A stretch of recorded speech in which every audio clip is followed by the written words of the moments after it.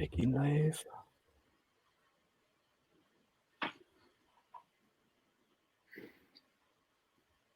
Yeah, welcome everyone to our Spaceship to the Moon, the blockchain marketing spaceship. I hope you can all hear me well. Everything great? Maybe you can give a quick thumbs up in the chat. Yes, I read some, let's go, some rockets. All right, that sounds good. All right, then welcome everyone. We are very happy to have our little exploration today. And I will give you a quick intro of what is happening. But first, quickly to get you up to speed, please use the chat function, as some of you did already, to get in touch with us, to interact. Very much looking forward to that. Questions in the Q&A, ask a question below. Very much appreciated. We will address the questions at the end. And in case you want to follow our CrowdCast, that will probably be regular. On the upper right corner, you find a follow button.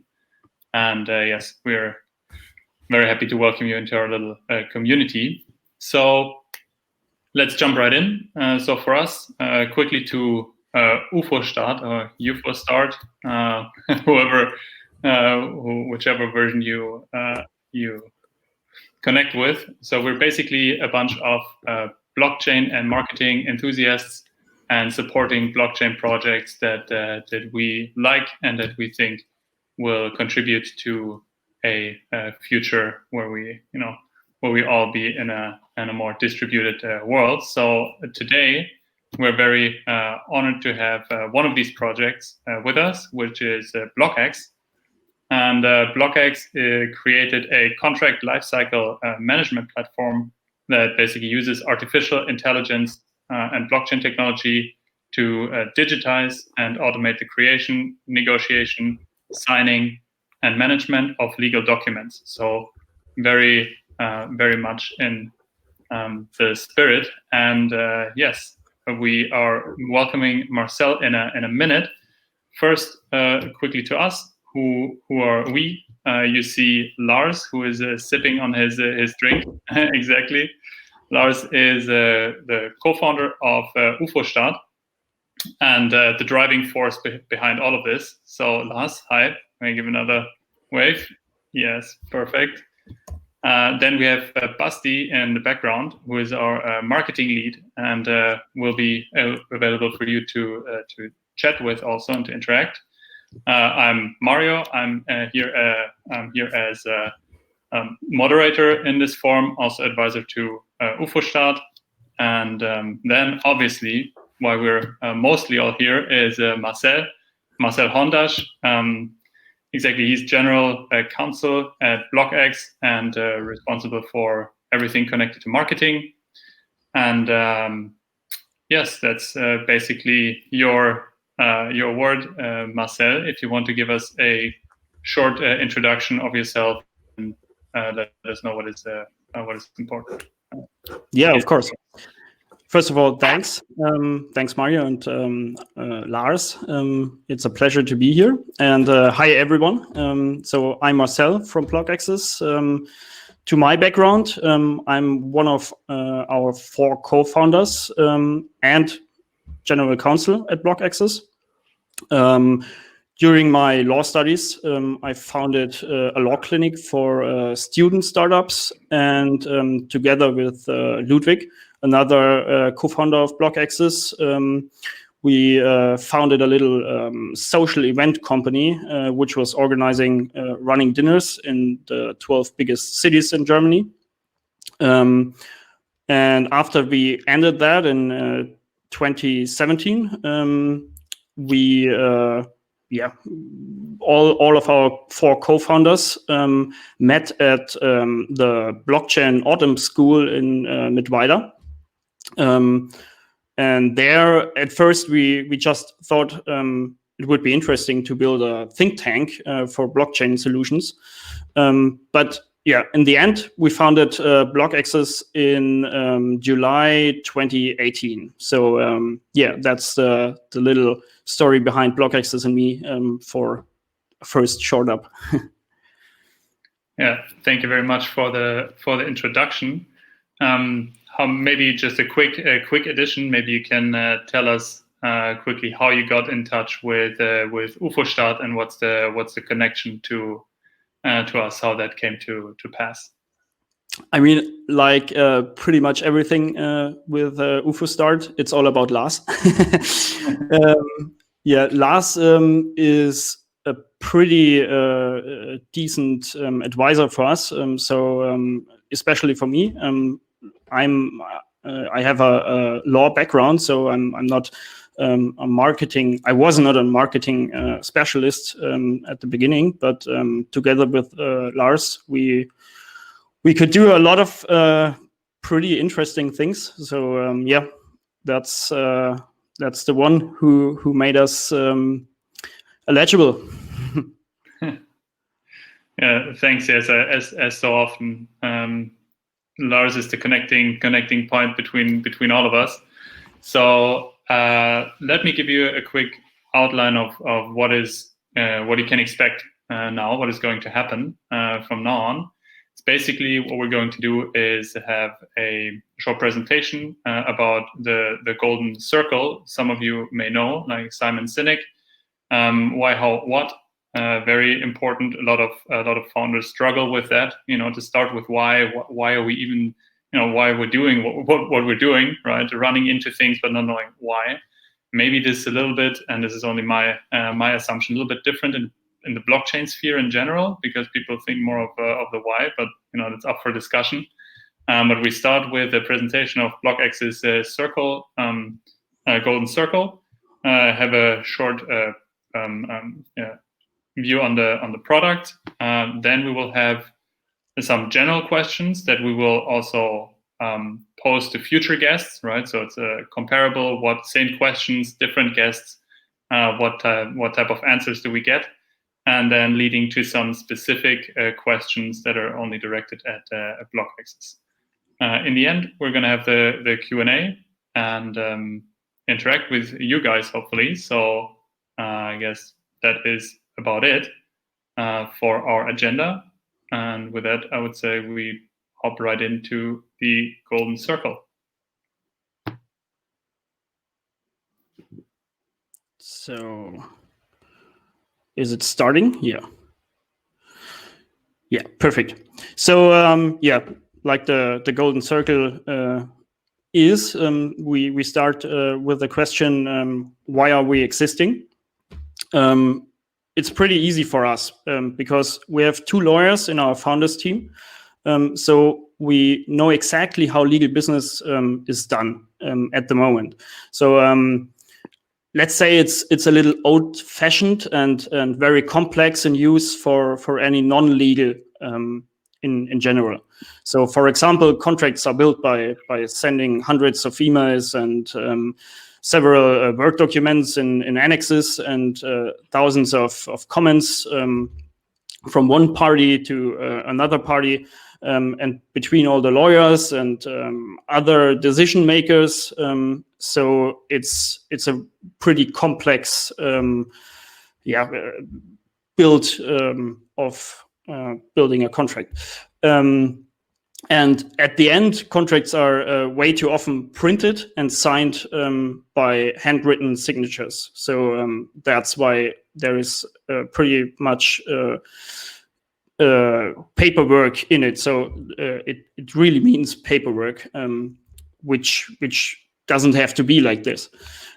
That's why we want to enable companies and law firms to achieve sustainable document processes and legal excellence. So what do we mean by sustainable document processes and legal excellence? First of all, document processes should be fast, cost-saving, flawless, and of high quality. So that's the efficiency point. Second, legal content should be specified by lawyers. And and then be available for anyone to apply with legal compliance. So that's the scalability of the whole process. Third and last, legal processes should be paperless, like I said, resource saving and eco-friendly, so sustainability. How we do that? Yeah, perfect. We want to build those efficient, scalable, and sustainable legal processes by leveraging and providing disruptive technologies in an intuitive, automatable environment. So our main enablers are AI and obviously blockchain technology. And away from the technology, it is the legal design thinking. Yeah, it's all. It has to be one process at the end. So the AI is helping us to automate some processes like classifying documents, analyze deadlines, and update legal changes. And the blockchain technology offers a perfect environment to save and process the legal data. Yeah, and at the end, both leads us to an intelligent no-code platform, which can easily and intuitive be used by legals and non-legals. So that's the whole point. Yeah, then what's the product all about? We offer a platform where documents can be created automatically, collaboratively edited and negotiated with various parties, digitally signed and organized through self-learning learning document management. Yeah, all that is combined on one platform named CrowdCast. And CrowdCast has 5 main modules. The contract generators and the generator toolbox for creating the contract generators. Both at the end is for creating various documents. Then we have the negotiation room, obviously for negotiating all legal documents.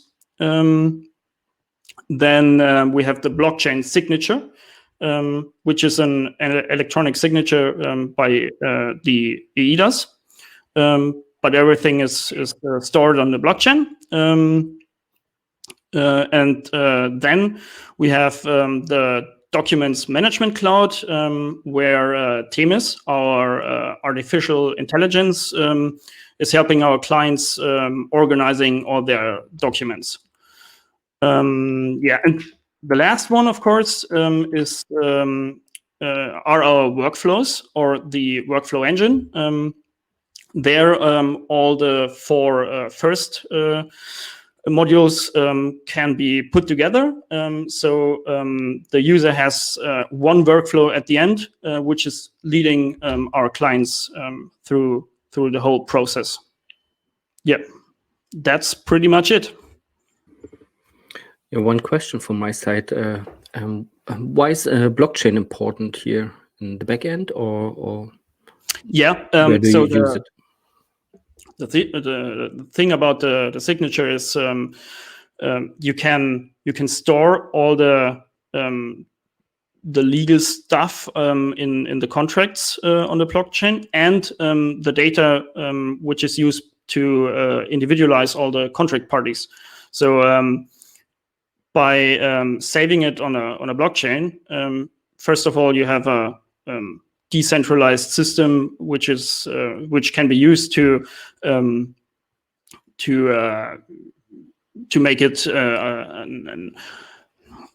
let's say an obvious workflow, and it's truly safe on the blockchain, so nobody can edit the data later. So yeah, at the end you have a real trust-saving process with the signature and all the parties of a contract.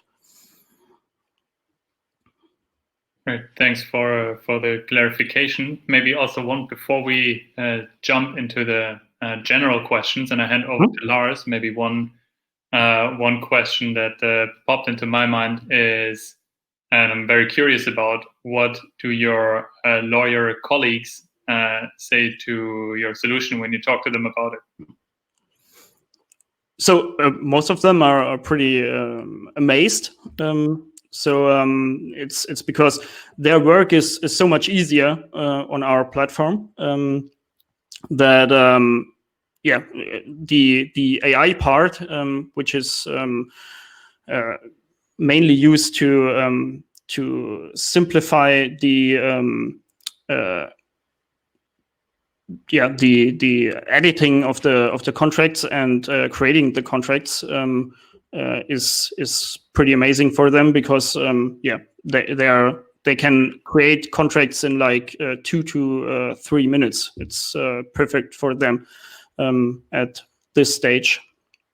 So just a little follow-up question on that one, and then I'm going to hand over. Then I'm going to shut up and hand over to Lars. So I can imagine in an industry like that also you encounter fear from of, okay, is this going to replace us? I imagine, at least, right? Maybe I'm wrong, that not all of the industry is welcoming these solutions with open arms, but are more like, okay, this is obviously gonna, if it works, disrupt our industry and take some of us down, if I may say so. Yeah, that's a perfect question, because there is a little fear.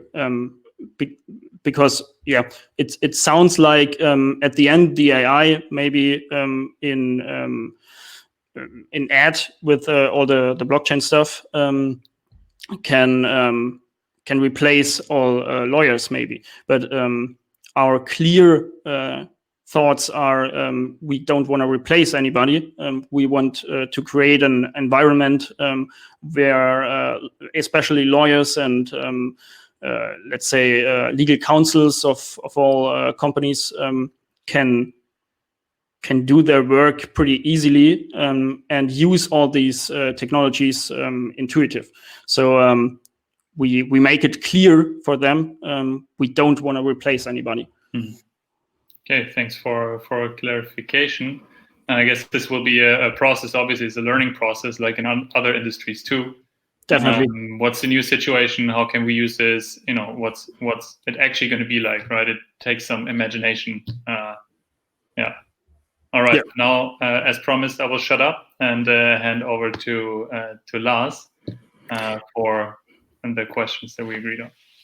But it's a little bit. It's a pity, because it would be a strong why we are disrupting the legal business. It's more funny. No, just joking. So you mean you are a friend of the legal guys of the laws business? Yeah, definitely. Okay.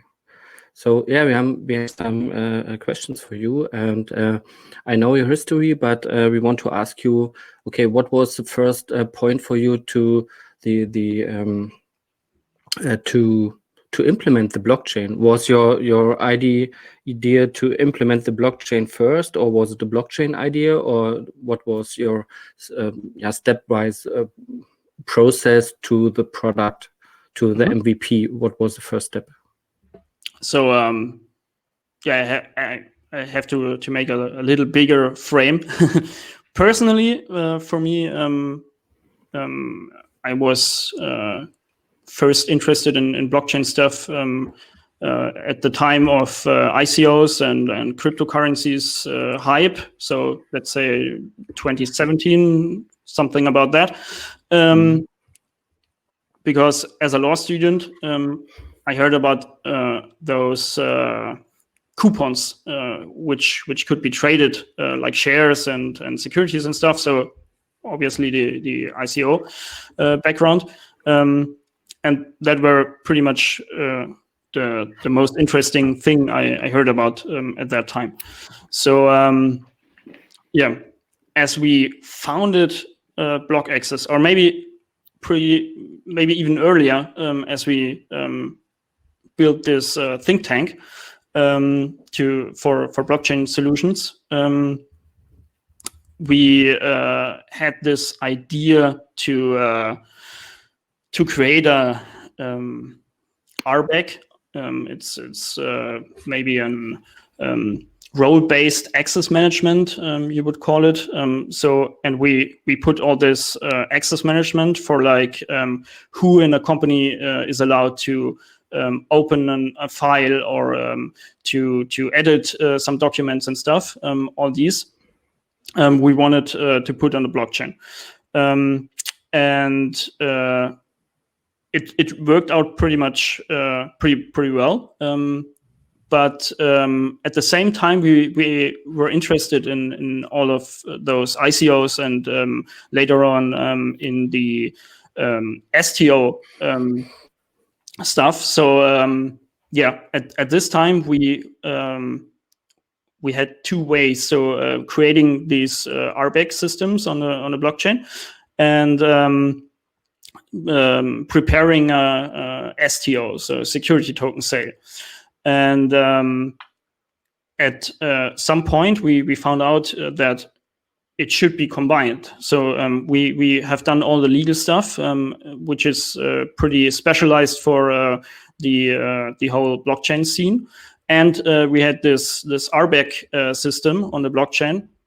So why not combine it and also combine all the experience in our team? So we did that, and by doing that, we came up with BlockAxs, the contract management system. Yeah, that was the way. Yeah, that's the most successful point, I think, for startups to combine some experiences or two knowledge things. Yeah. Next question. What was the biggest challenge for you as a startup? Maybe from the marketing perspective, or for you as a startup in general? Let's say to build a platform which can be used for lawyers and non-legals together, and to design all the legal frameworks we built with a clear objective that everyone has to be able to do every process on the platform. That was a pretty big challenge, because there had to be so much thinking in how would a lawyer work, and how would the client of the lawyer work at the end. So both of them have to realize what is the process like, and what do they have to do. So yeah, that's the one sentence, Mario. Then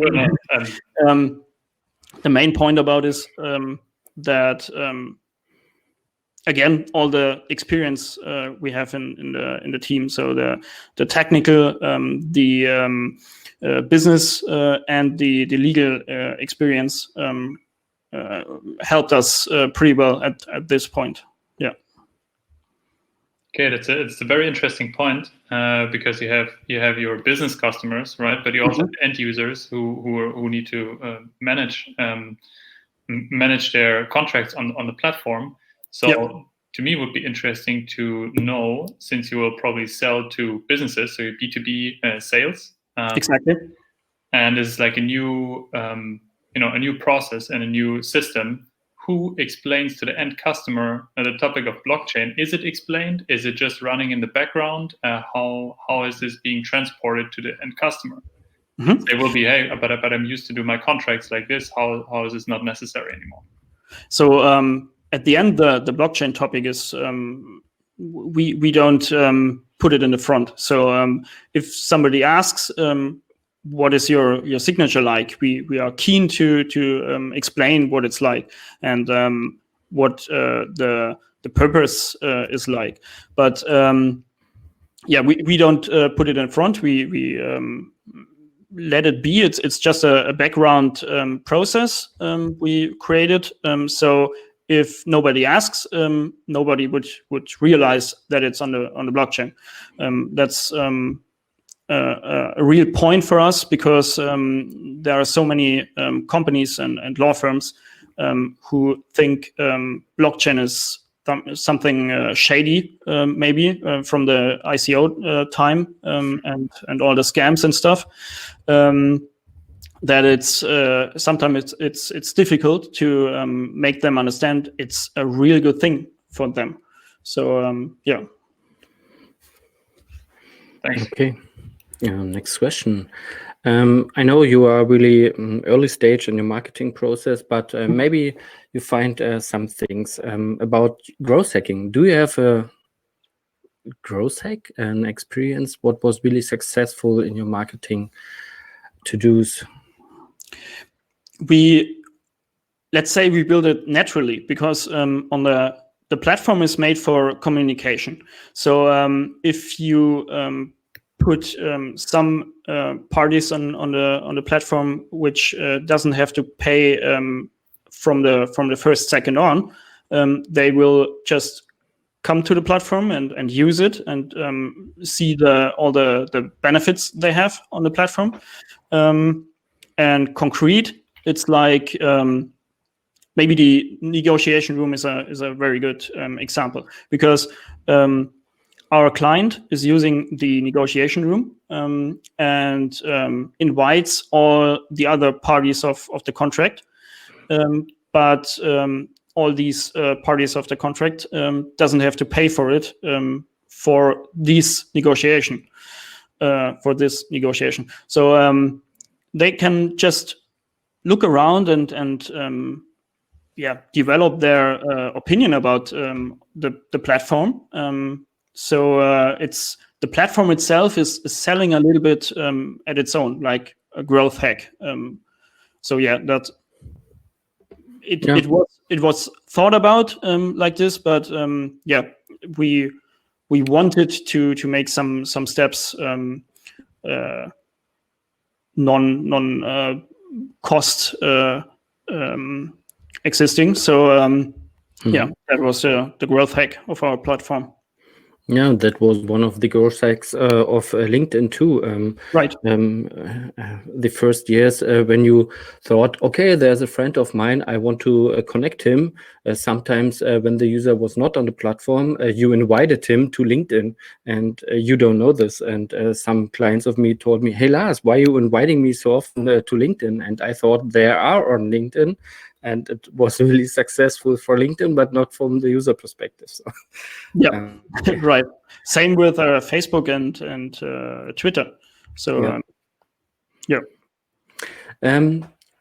I think last year, was it last year? Yeah, last year I was part of the Fuck Up Night here in Marcel Valley, and it was really interesting to talk about the problems and challenges. So that's the next question for you. What was a fuck up for you as a startup? So obviously it was let's say the Corona things we have to deal with because we started pretty well. So the platform was sold pretty well, and everyone was giving us their ideas, what want they to add to the platform and stuff. So it went pretty well, and then Corona came up, and all the companies decided to not to spend any money in legal stuff. So it was a little bit strange for the first weeks, but now we also we also realize that it was a pretty good thing for us, because in the Corona time there was built up the digitalization mind. So now all our clients and leads, they really think they have to change something, even in the legal parts of their company. So but at first it was devastating. So Yep. Yeah, that was at Xanox, when I worked for Xanox, was the same thing. We started in the internet bubble, and it was our first year, the internet bubble. So, and we were an internet company, and from the long perspective, it was really successful because we never got venture capital, grew organically, and that was our thing to find revenue really fast. Yeah. So yeah. Okay, the protocol implements here one point. I have to ask a funny question, but Mario, can you help me? I don't have funny questions right now. No, I think we may be looking at a different protocol, but Oh, sorry. okay. I mean, I will throw this right back at you, Marcel. Maybe there is one. What is the one fun fact, or let's say unusual, weird situation fun fact about BlockAxs that makes us relate with you and the team? I mean, there are from weird the exit to party to interesting to think everything's fine. If you build up the AI and maybe it should classify some documents, and the AI in the build up time, it says some strange things like let's say a rental contract or stuff is now buying contract. Maybe that was there came pretty funny things out of it. So if you change just 3 or 4 words in a contract, it can be pretty funny what's built up there. Yeah. Okay. Interesting. Thanks for sharing the inside view. Yes. I think we jump to the next one, Lars. Yeah. One important question. The blockchain industry is really diversified. And what is do you know a project, what is really successful, what you think, or a partner project in the blockchain world? Do you have a partner company? Yeah, we build on Stellar, so the signatures is saved on the Stellar blockchain. Yeah, that's our partner, and it's working pretty well because Stellar is really fast working blockchain. So our clients don't want to wait for contract data is stored for like 2 to 3 minutes. They want to have it in 1 or 2 seconds. So yeah, that's working pretty well. Then the EPSI, it's the European blockchain. Let's speak like that, for digital identities. So on that blockchain, you can build environmental or let's say governmental signatures. So that is a really interesting project at the moment. And the Stuttgarter Börse for all the STO stuff is pretty interesting for us too. Yeah. Yeah, there was an article, I think, last week that Stuttgarter Börse and the app, it's called Bison or so, that they handled more than 1 million, or I don't know. It was a huge number on cryptocurrencies, and I thought it's only a tiny number, but they should be really successful here in Germany. Yeah. Exactly. Yeah. Okay. For the next one, maybe for the rapid fire questions, just a quick shout out to all the listeners. You're very much encouraged to also give your take on Lars's next two questions. in the comments, because we are because we're very interested in what the crowd thinks about this one, or these two. Yeah, but today the question is really difficult because we have a new all-time high in Bitcoin, and the question was, what is your preferred currency here, or token? Maybe it's not important for us here to talk about currencies and token, but it's more like Bitcoin, Ether, or do you have a preferred altcoin?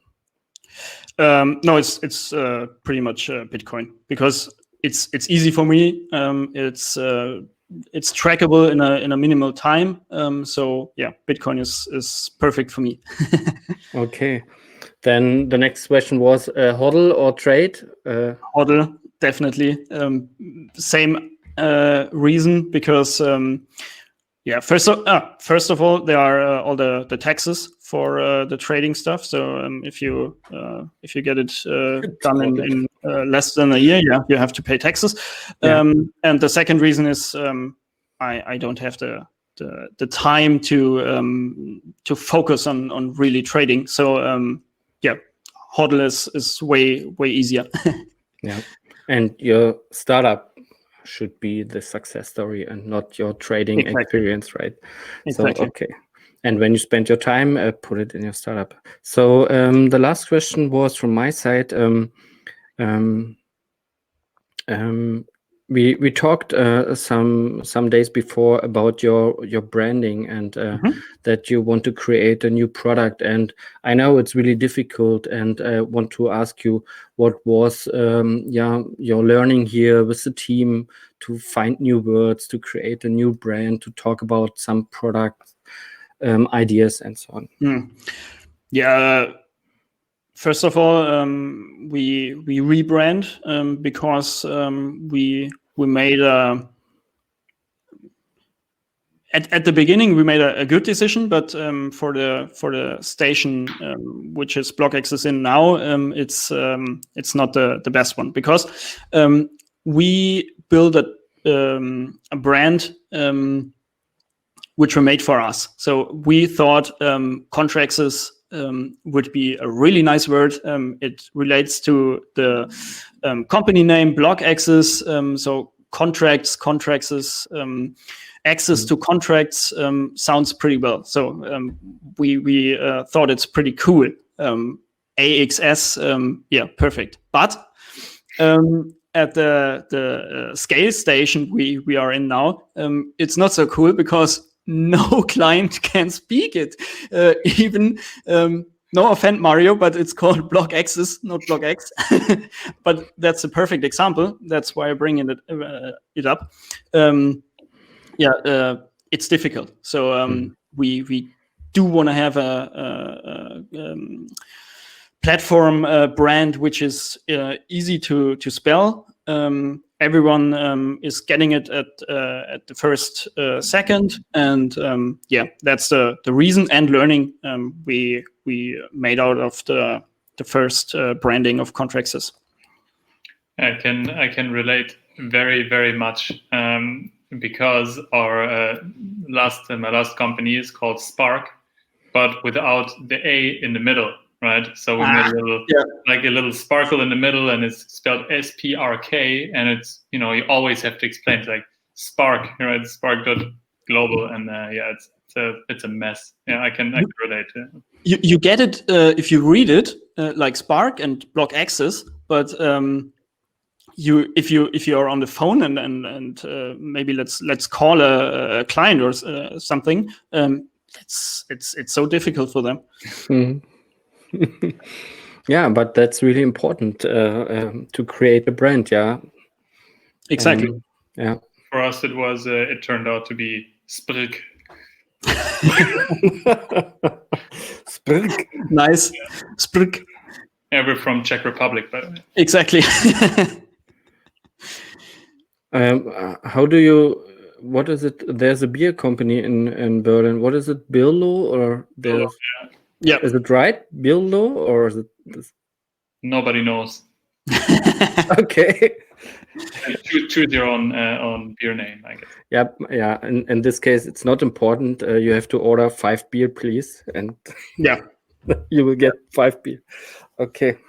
So Yes. the whole learning was build the brand for your customers and not for yourself. Mhm. Yeah.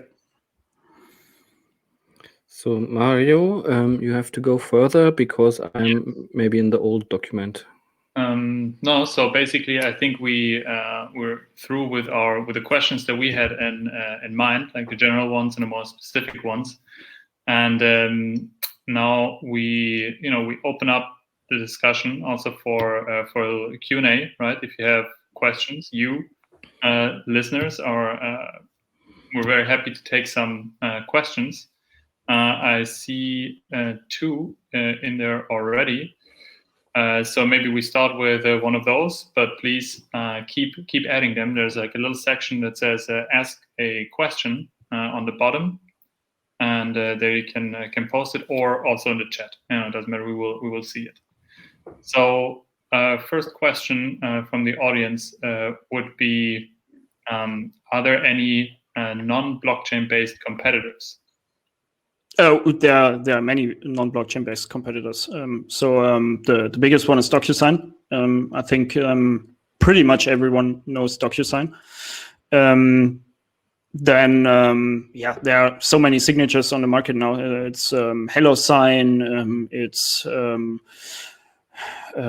There are a lot of companies which are building just an electronic signature. But there is not the whole process built up in their products,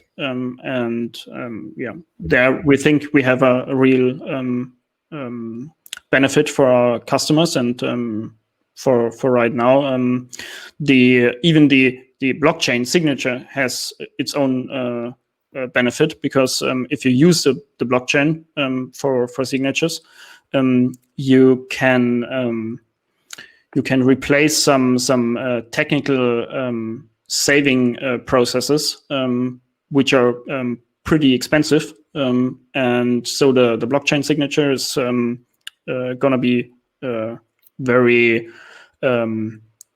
not very expensive to our clients. So but there are definitely. Sorry, Lars. Yeah, one question. Is it only the signature is saved in the blockchain, or is it at the end a real smart contract?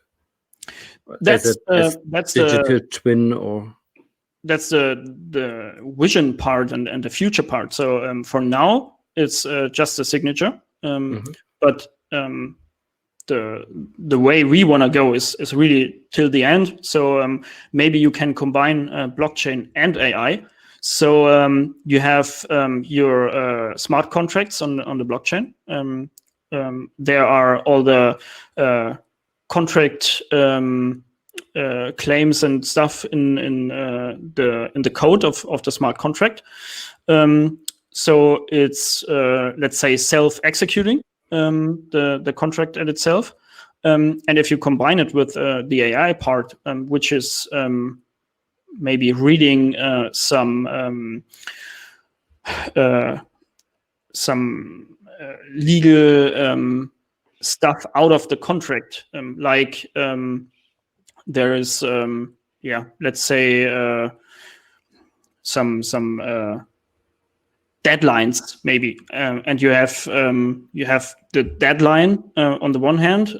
Our AI realizes there is a deadline and brings the information to the smart contract on the blockchain, and the contract on the blockchain is self-executing in the way the deadline is relating to the whole contract. So that would be the vision for the end. But for now, we have, let's say, a challenge to bring all the digitalization to the lawyers and to the companies. And if we put the smart contract on it and try to explain them what is possible with blockchain smart contracts, it would be too much for them. So they wouldn't buy it. Just let's say it like that. So we want to do it step by step. First, we get them used to the digital way of legal processes at itself, and then we want to automate them together with AI and blockchain. Mm-hmm. Okay, cool. Great. I mean, this was like a perfect handover to the second question that was posed, mm-hmm. which is for what are BlockAxs main goals for 2021? It's pretty easy. Scale, and sell. It's we want to make the platform big. So we want to have a lot of traction on the platform and a lot of clients using it. So that's the main goal. And pretty every other goal is pointing in that direction to just scale all the BlockAxs company. It's a simple answer, but it's true. That means you have existing business right now and you want to scale it. Cool. Exactly. Congratulations. That's the first step. Yeah. Mm-hmm. So, right. Some questions? No. We don't have any questions sitting in the tray. So last shout out to the crowd, to you guys. Anything that's burning on your mind that you want to know, shoot it at Marcel. He's at your mercy.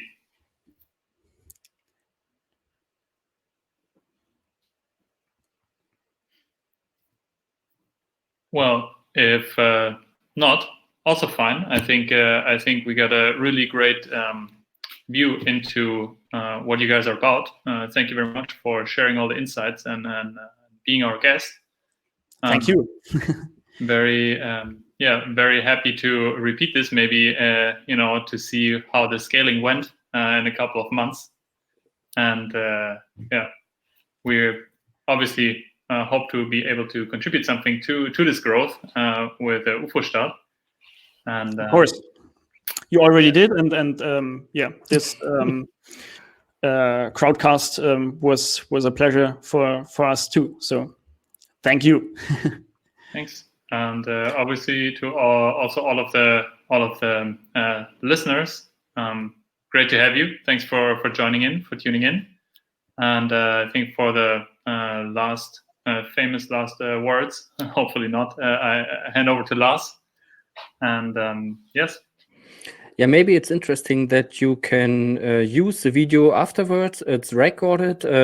All the listeners could join later here and could have a view again. Or if you want to share the video, it's recorded and still online after we finish this here. 50 minutes. We are on time. Great. Perfect. See you later, guys. Then have a nice evening, everyone, and see you next time. See you. Bye-bye. Bye-bye.